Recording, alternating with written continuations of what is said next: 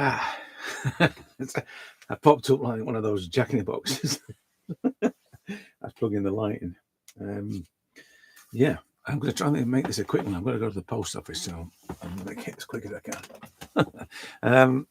So I'm looking through Instagram, as you do, and I've said it many times, don't. but I'm of I have a thick shell now, so I just see things for what they are, not necessarily overwhelmed by technique and skill and all that stuff, and great models, because that makes a difference.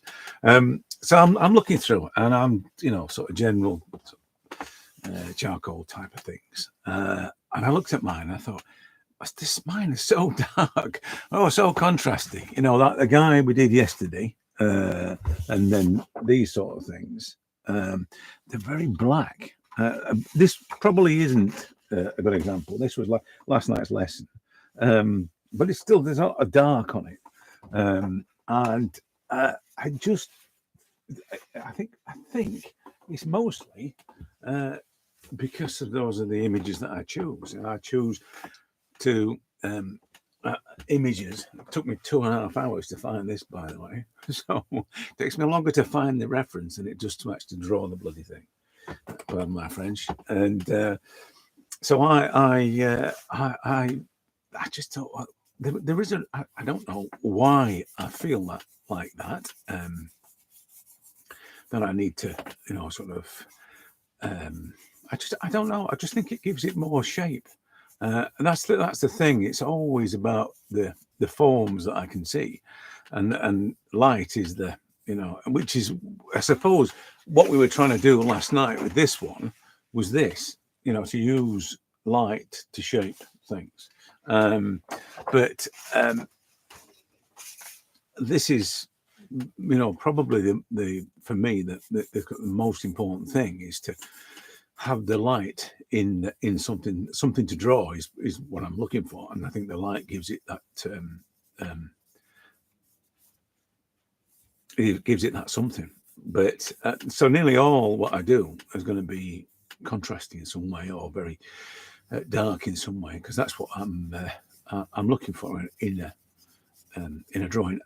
I would say also that it makes things an awful lot easier. I've never really been one for drawing the sort of light opaline kind of, even painting. I'm not really interested in painting female faces of that are completely lit, flooded with light, so you can't really, there's nothing about them, other than this shape, and there's sort of a little bit of a nose and a bit of a mouth, and that's it. I've never really been that kind. I'm more interested in the as I say,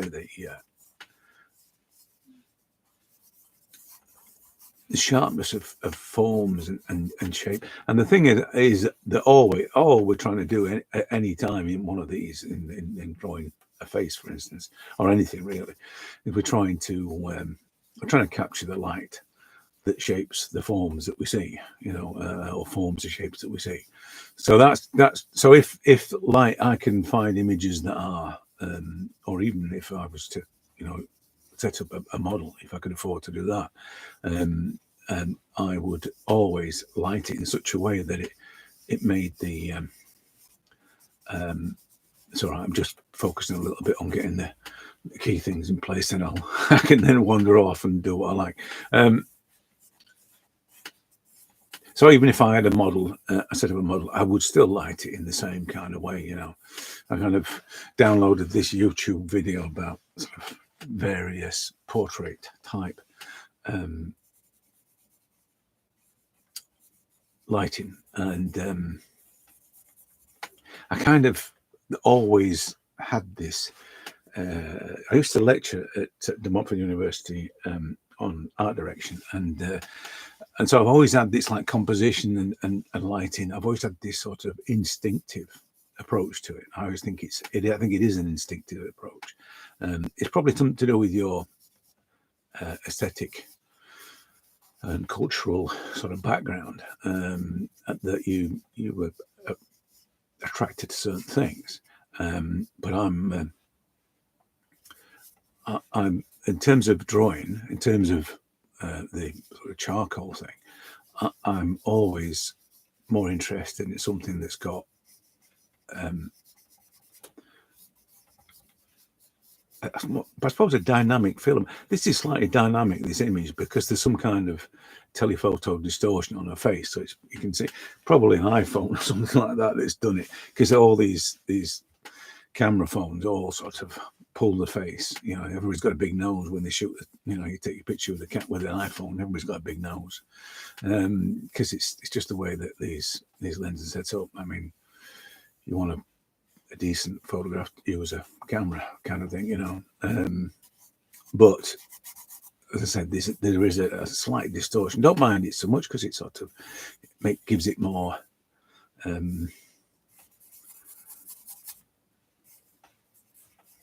more of a dramatic feel, I suppose. One of the things about when we were doing last night about the light thing, and this is the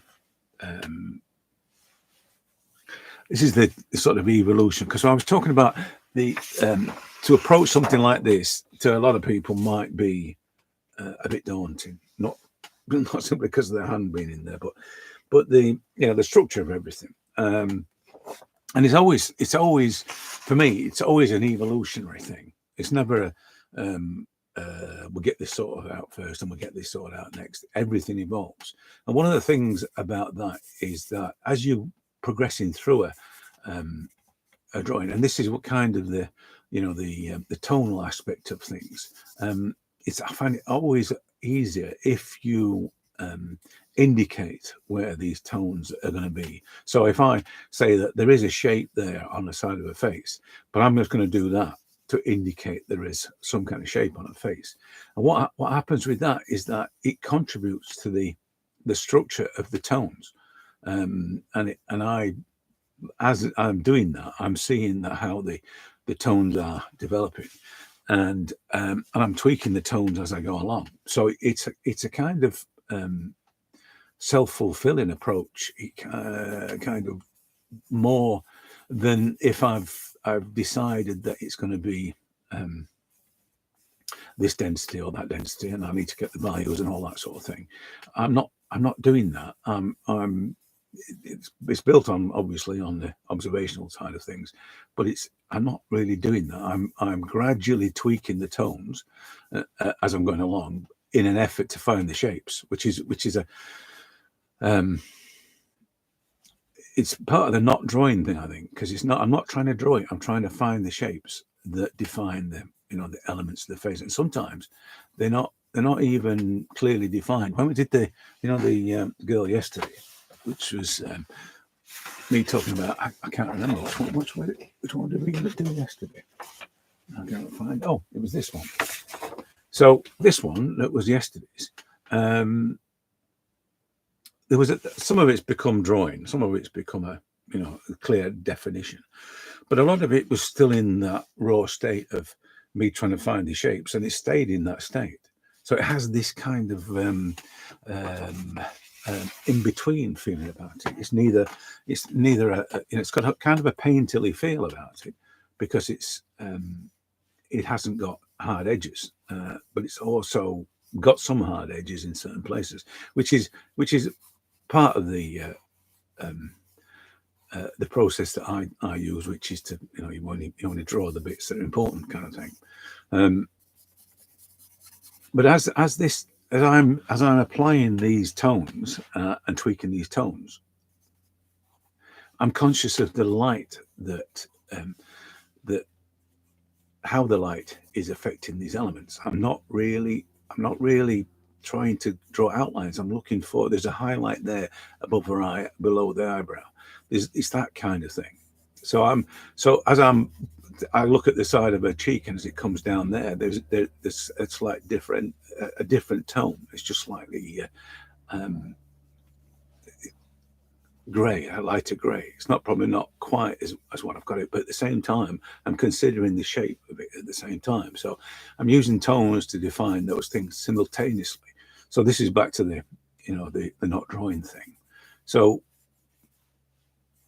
finding the shapes using tone and in effect manipulating the light, for me is kind of essential part of my approach, and I suppose it drives the decision to what I'm going to draw. You know, if it's not got those components that allow me to do that, then I won't be attracted to it. That one last night was, I suppose, not the norm thing. I mean, I rarely draw hands in images. There's a couple that you've seen me do where the girl's leant on her arms, across her hands rather, her hands like this really. And I don't mind that because it kind of resolves where it's coming from. You know, some of them, I saw one yesterday and it just looked like somebody else's hand that had been stuck on the front of it. And I hate the ones where hands hang off faces and go nowhere. That's the reason why I don't like to draw hands. And finding images like that is really difficult. You know, it's hard enough just to find images that are well lit or lit in the way I want them, and let alone find one that's got hands that don't look like they're just hanging off the face. But as I said, it is the light aspect of everything when I'm drawing this, and I'm thinking about the tones, I suppose, early on, because I'm using the tones to create the shapes. But I'm not really committing. I don't want to. I've said this before. I don't want to commit too soon. I think the problem with committing to tones too soon, it just throws everything out of kilter. And I, you know, at this stage when I'm concerned with the relationships of everything, I can't have anything that's going to throw my visual referencing, because it's just not going to. I'm not going to be able to get any kind of accuracy.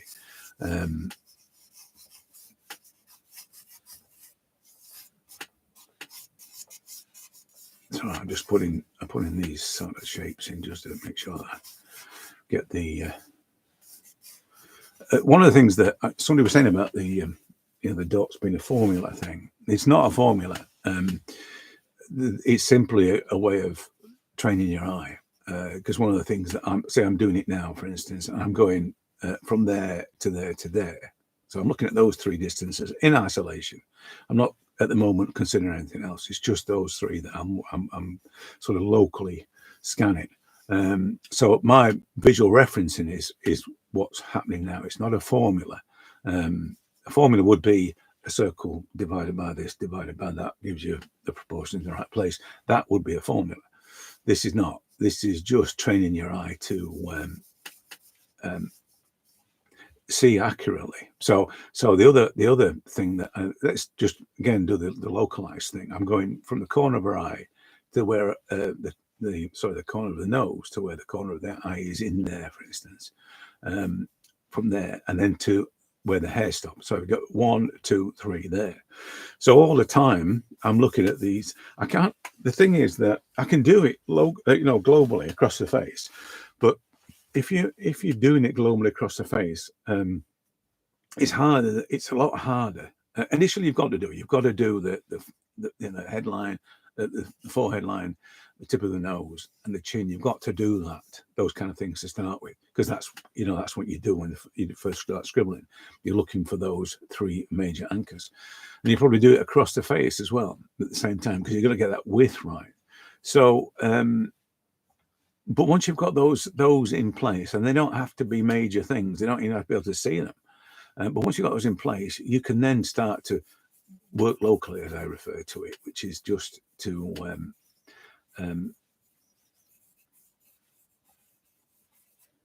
do the sort of 3 points all the time. In fact, you're looking for relationships all the time. It's not just 3 dots. It can be any amount of dots. It's just that it makes it simpler to start with 3 dots. So, like I say, it's not a formula. It's just a way of training your eyes, and a way of thinking, I suppose, about your approach to it. But yeah, so. On the subject, as I say, of light, it is, as you can see with this, as things start to change, the way you actually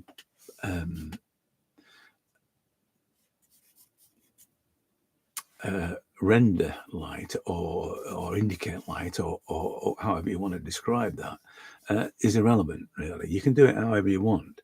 If it has a kind of a roughness about it, then but it still indicates the the light, then that's fine. It doesn't have to be it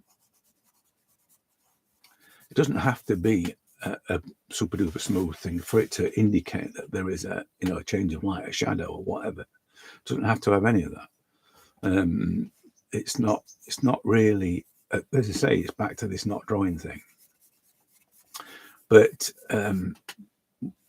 you can see as you sort of manipulate the tones, in effect, changing the way that the lights hitting the face, or the lights forming the shapes.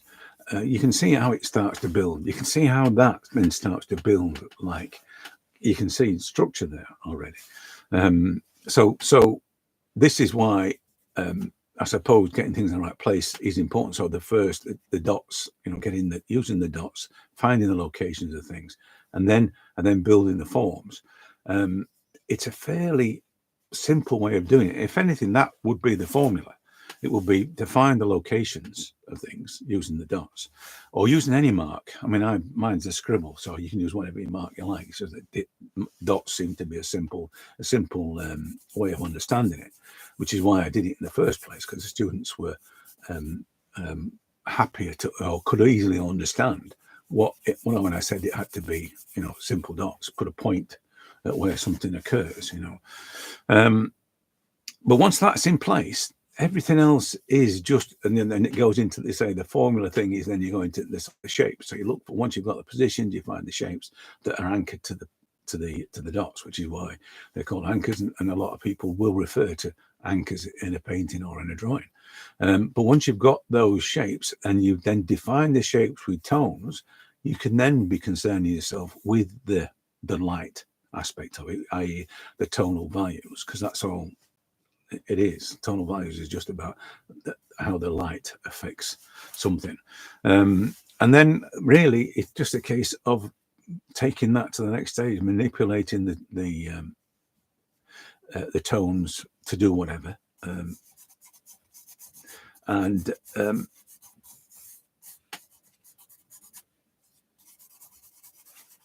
it's just a I don't know if it's a different way of working.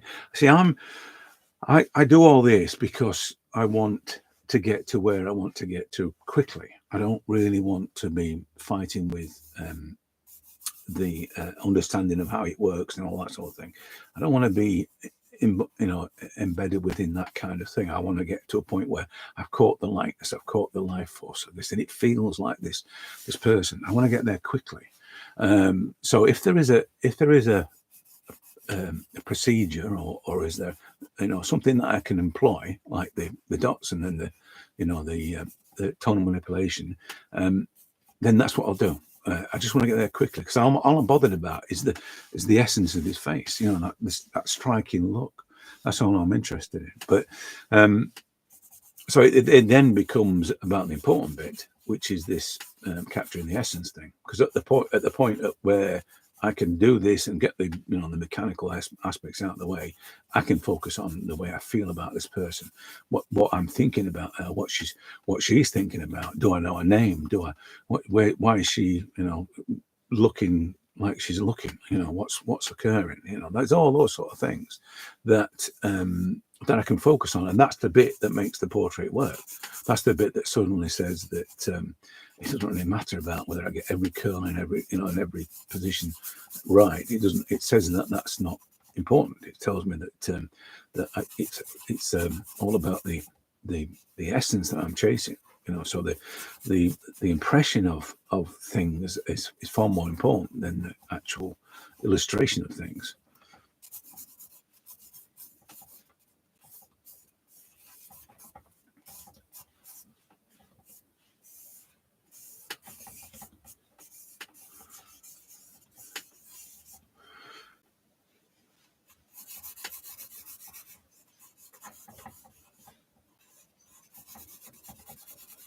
I'm deliberately not taking much care over the way I'm applying these tones, just to sort of prove a point, really. But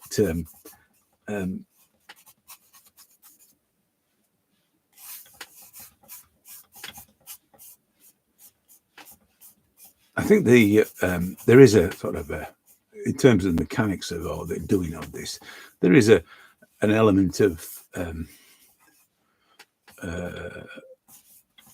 controlled mark making. I think you have to imply the right sort of strokes for the hair. For instance, it has to be it has to follow a kind of a flow that the hair would actually follow. But there's only a certain amount of that. It's not all, doesn't all have to be like that. But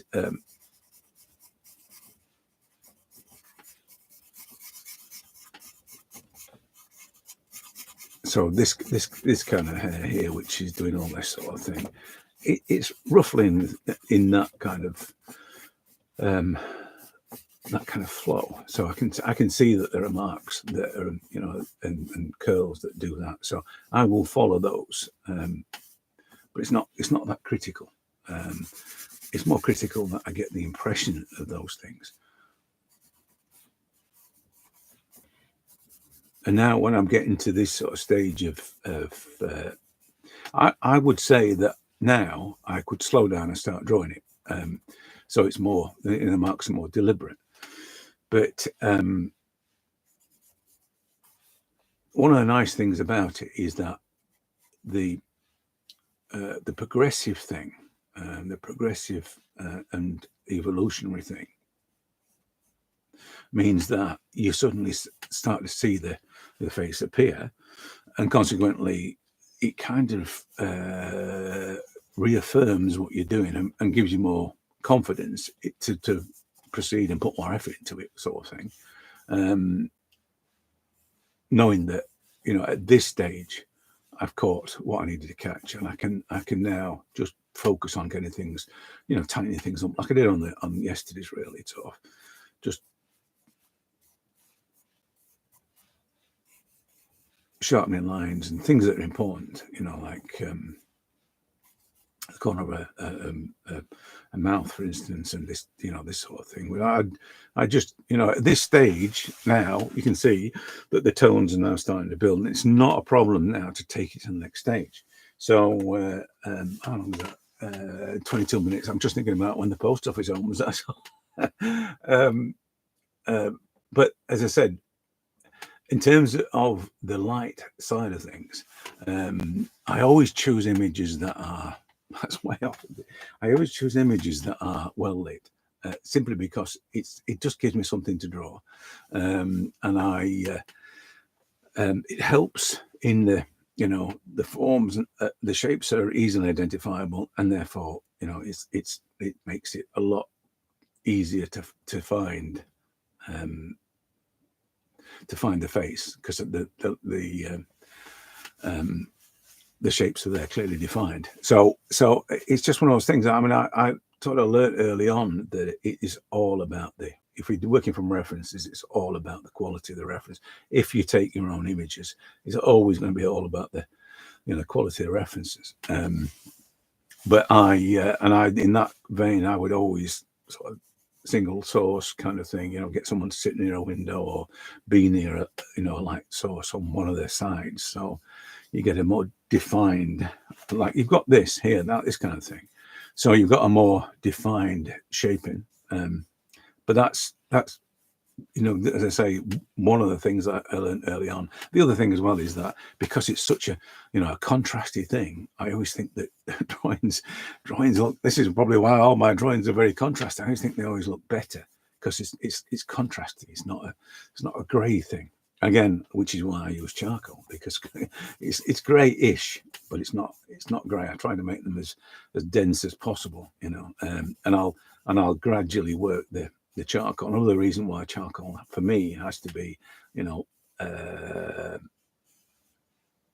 multi-talented. It's got to be able to carry the fine lines and create the dark lines. It's got to be able to do both. But as I said, it's just, you can just see it in the drawings that I do. It's all about this sort of density of tones and sort of manipulating the shapes with the tones. I'm not really trying to blend or anything like that. In fact, on yesterday's, you can see there is no. I could have spent time blending all the hair and everything, but I don't know. There are some times when it's not necessary. It's like with this. There's the only things you might want to look at would be the tone of the nose, just to knock it back a bit. I tend to, if I want to tap to knock something back, I will tap on it as opposed to rubbing it out.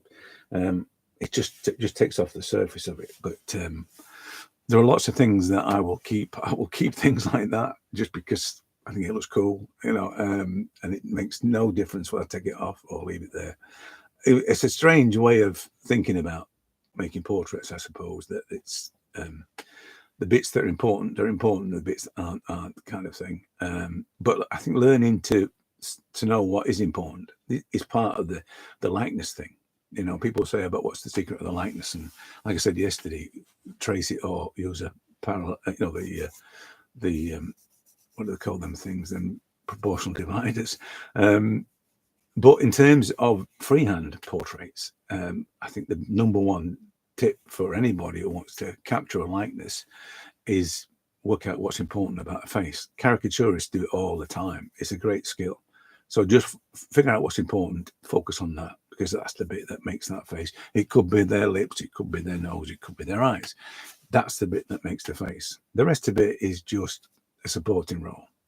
So once you've done that, I mean, you can then go to town on the rest of it, but it won't make any difference because you've already caught the likeness because you've got the bit that's important. So knowing what's important is the secret to creating, capturing a likeness. I always think of it as being partly that and partly being driven by the essence of somebody, because the essence of somebody is the important bit. It's not the physical attributes, but in terms of just you sort of Joe Public wanted to know how to make portraits, I would always say focus on what's important and draw that. But anyway, I'm going to leave it now because I think the post office is open, and I'll catch you later. I'll probably fiddle with this later, but you can see what I'm talking about with the light. You can see how that is the light bit. The rest of it is just, it's just framing the face, which is what Robert Henry said about hair framing the face.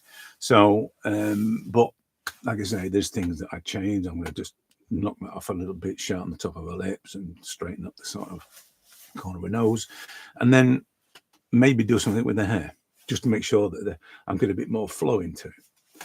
But the thing is to get this, there's this big lump here of tone that's sort of, the end of it sort of lines up there with the corner of her chin, and it's quite dense. It comes around there, but it's not much other than a few highlights in it. There's not much going on down there, but that's not really important, is it? It's this bit that's important. So this can be whatever it wants to be, which is why you see some charcoal artists that can just make an explosion of charcoal and put a really detailed photographic kind of treatment in the middle. For me, that's a contradiction. I wouldn't have an explosion of charcoal and then a super neat, almost photographic picture in the middle of it.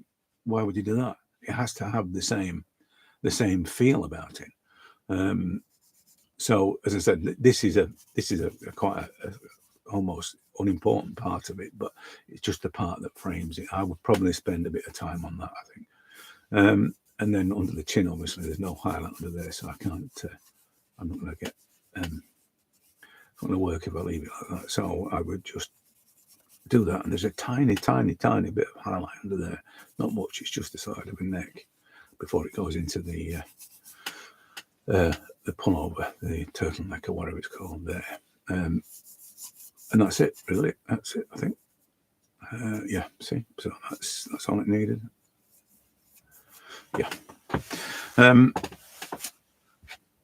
Yeah, the lips are a bit too pouty, and then I'm going to sharpen that up a bit, give me a bit of distance in there, and a bit of a highlight at the bottom of there. And as I said, you can see it's not, and all this is like shadows, tonal manipulation, and a darker, another darker sort of definitive dark in there. But all that looks like the nose all of a sudden. none of it is deliberately drawn. I'm just manipulating the tonal values of shapes, and that's all I'm doing. Yeah, right. I'm gonna go. Okay, I love you, leave it, and I'll catch you in the next one. 30 minutes. That's about right. Like I say, the post office will be on now. See you later.